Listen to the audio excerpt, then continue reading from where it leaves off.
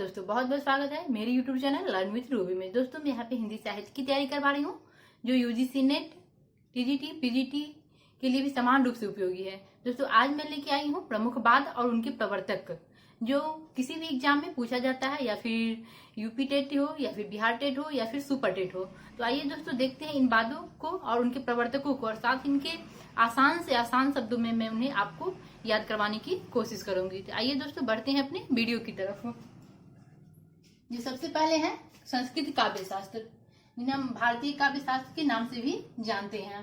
तो जो सबसे पहले जो संप्रदाय हुआ है वो रस संप्रदाय हुआ है, और रस संप्रदाय के जो प्रवर्तक हैं वो कौन है? भरत मुनि है। भरत मुनि ही, इनका ही जो ग्रंथ है काव्य शास्त्र है, और इन्होंने ही नाट्य को पंचम वेद कहा है। यानी कि 4 वेद है जो हम सभी लोग जानते हैं, ऋग्वेद, सामवेद, यजुर्वेद और अथर्ववेद। और भरत मुनि ने नाट्य को पंचम वेद कहा है। ये कितनी बार पूछा जाता है कि नाट्य को पंचम वेद किसने कहा है? तो भरत मुनि ने नाट्य को पंचम वेद कहा है। तो इसे दोस्तों कैसे याद रखेंगे कि रस संप्रदाय के प्रवर्तक भरत मुनि है? तो दोस्तों यहाँ पे देखना है कि र इसमें है और इसमें भी र से र है, यानी कि दोनों में र है। ऐसे आप याद कर लेंगे कि भरत मुनि क्या रस है, र से रस याद हो जाएगा आपको, अगर आप इसे अच्छे से ध्यान से इस वीडियो को देखेंगे। तो र यहाँ भी है और र से रस संप्रदाय, यानी कि ये भरत मुनि का है। रस संप्रदाय के जो प्रवर्तक हुए हैं वो भरत मुनि हुए हैं। दूसरे जो जाते हैं अलंकार संप्रदाय, इनके जो है भामन और मम्मट। तो अलंकार मतलब दोस्तों होता है आभूषण। आभूषण मतलब गहना। अगर सरल शब्दों में कहे तो गहना क्या होता है? सबको भाता है, सबको भाता है, यानी कि भामा। और मम्मियों को तो खास भी, जो हमारी मम्मी, माँ, बहन जो होती है उनको तो और ज्यादा ही आभूषण भाता है। तो इससे हम याद कर लेंगे कि ये मम्मियों को, यानी कि माँ को अलंकार बहुत भाता है, यानी कि भाता से हो जाएगा भामा, मम्मी से हो जाएगा, माँ से हो जाएगा मम्मट, और अलंकार से तो अलंकार ही हो जाएगा दोस्तों। उसके बाद आ जाता है दोस्तों रीति संप्रदाय। रीति संप्रदाय के भी 2 प्रवर्तक भी हैं, एक दंडी और दूसरा वामन। दोस्तों हम सभी जानते हैं कि विष्णु जी ने वामन अवतार लिया है। वामन अवतार लेके दंड दिए थे किसी राजा को। एक राजा थे जिनको उन्होंने दंड दिया था, जो 3 पग में जो सारी उनकी राजा की जो सारी जमीन थी उसे उन्होंने नाप लिया था, यानी कि उन्होंने दंड दिया था। और वहां से उन्होंने एक रीति चलाई थी। रीति ये था कि जब मान ली घमंड जो होता है वो किसी का भी अच्छा नहीं होता है। उन्होंने यहाँ से राजा को, वामन ने राजा को दंड देके एक रीति चलाई थी, यानी कि रीति संप्रदाय। तो वामन से आप समझ गए होंगे कि भगवान विष्णु ने वामन अवतार लिया था, और दंडी से उन्होंने राजा को दंड दिया था, और दंड देके उन्होंने एक रीति चलाई कि घमंड किसी के लिए भी अच्छा नहीं है। तो दोस्तों आप इसे याद कर लीजिएगा, आपको आसानी से याद हो जाएगा कि वामन ने दंड देके एक रीति चलाई। उसके बाद दोस्तों आ जाता है ध्वनि संप्रदाय। ध्वनि संप्रदाय के जो प्रवर्तक हुए हैं वो हुए हैं आनंद वर्धन। तो ध्वनि से हम याद कर लेंगे म्यूजिक, यानी कि संगीत। और जब हम सभी संगीत सुनते हैं तो हमें क्या होता है? हमें आनंद आता है। जब भी हमको अगर किसी भी तनाव में हो तो हम अगर संगीत सुन लेते हैं तो हमें बहुत खुशी महसूस होती है, आनंद आता है, यानी कि ध्वनि संप्रदाय से हो जाएगा आनंद वर्धन। जब भी हम संगीत सुनते हैं तो क्या होता है? हमें आनंद आता है। तो यहाँ से हम इसे ऐसे याद कर लेंगे। उसके बाद है वक्रोक्ति। वक्रोक्ति का क्या हो जाएगा? कुंतक। तो यहाँ भी दोस्तों हम कॉमन ले लेंगे कि यहाँ भी क है और यहाँ भी क है। ऐसे जब भी अगर आएगा कि वक्रोक्ति संप्रदाय के प्रवर्तक कौन है तो उसके जो ऑप्शन हो जाएंगे, एक भरत हो जाएंगे, फिर भामा हो जाएंगे, फिर मम्मट हो जाएंगे, और चौथे जो हो जाएंगे कुंतक हो जाएंगे। तो यहाँ पे ये जो क है बीच में, दोनों में क है। जैसे मैंने रस में बताया था कि यहाँ भी र है और यहाँ भी र है। इसे आपको ध्यान में रखना होगा, इसे आपको आसानी से याद हो जाएगा। तो वक्रोक्ति का क्या हुआ? कुंतक। इसके बाद जो हमारे अंतिम जो संप्रदाय है वो है औचित्य संप्रदाय। औचित्य संप्रदाय के जो प्रवर्तक हुए हैं वो हुए हैं क्षेमेंद्र। क्षेमेंद्र से हम याद कर लेते हैं क्षमा किसी को करना। अगर मान लीजिए कोई हमारा सामने वाला कोई गलती कर रहा है तो उसे हम क्षमा कर दिए, तो ये क्या है? ये उचित है।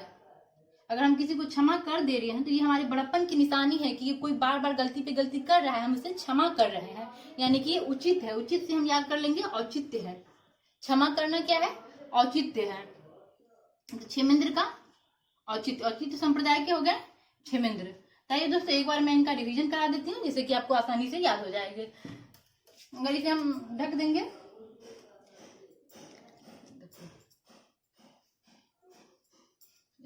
इसे मैं ढक देती हूँ। यहाँ पे देखिए रस, रस संप्रदाय के कौन हो गया? रस किस्म के नाम में था तो भरत के नाम में था, भरत मुनि।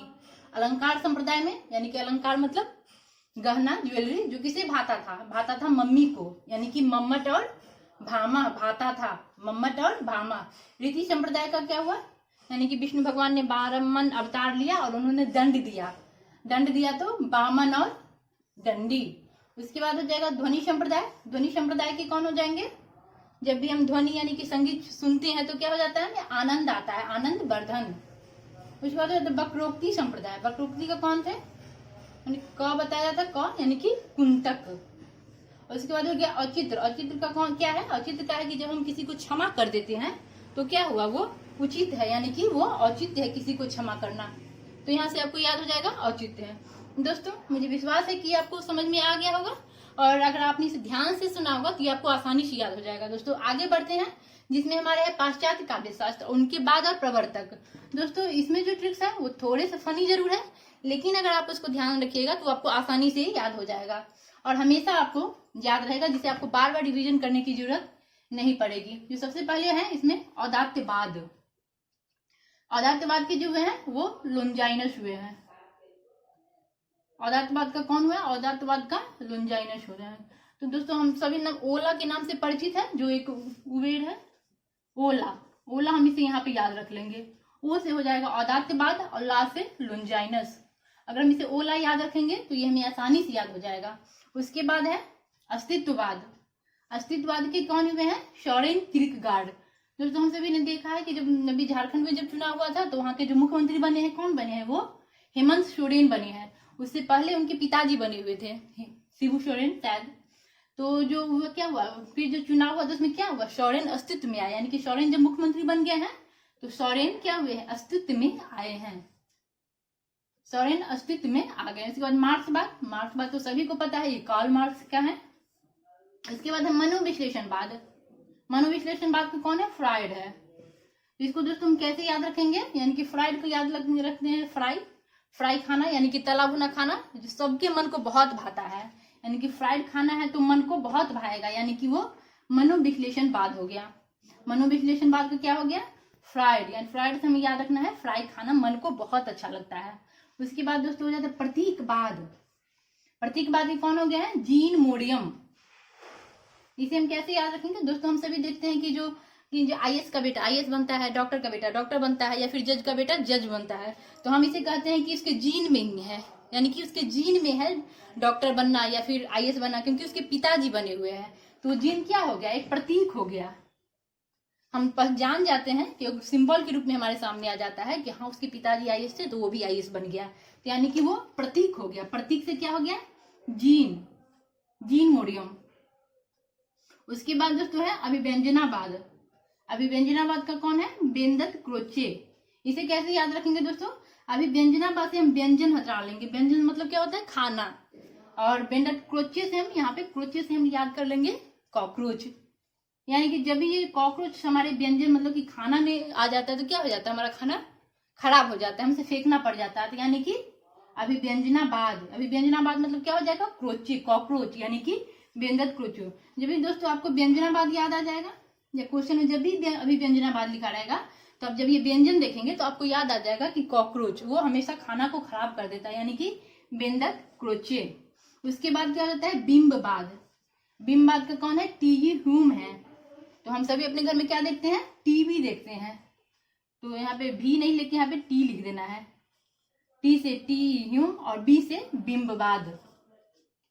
आइए दोस्तों इसका भी एक बार रिवीजन कर लेते हैं जल्दी से, जिससे कि आपको ये आसानी से याद हो जाएंगे। सबसे पहले औदात्यवाद। औदात्यवाद का क्या? वो ओला। ओला से ओ से औदात्य, ला से लोंजाइनस, इसे याद करें अस्तित्ववाद। अस्तित्ववाद से, जो कि झारखंड के मुख्यमंत्री कौन है अभी, हेमंत सोरेन है। सोरेन है, जो सोरेन क्या हुए हैं, अस्तित्व में आए हैं, अस्तित्ववाद।